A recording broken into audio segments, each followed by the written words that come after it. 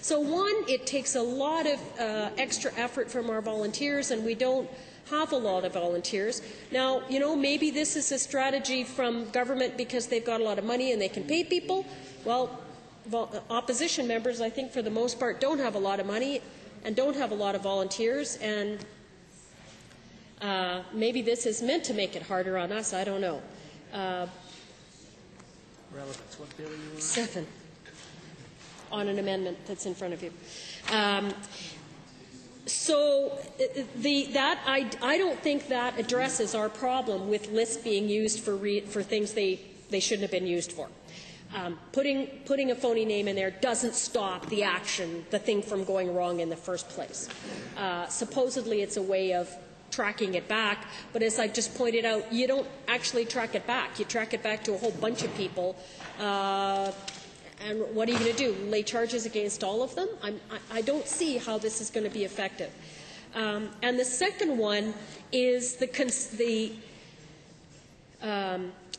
people won't cooperate. They won't give us information, and they won't give us a good electoral list if they don't trust what we're going to do with the information. And again, I don't see how seeding phony names into an electoral list that's distributed to provincial campaigns is going to help us convince people of the integrity of that list and that we will protect it on their behalf. It does nothing to address the original problem there, which is that lack of trust. I think those things need to be addressed in other ways, not in some weird after-the-fact action, which in and of itself creates a whole other problem. And that's the problem I've outlined with, you know, the campaigns trying to find these fictitious people and to keep pursuing them. So that's why I encouraged my colleagues to bring that particular amendment forward. And I heard the arguments that the member for Glenmore raised around this, but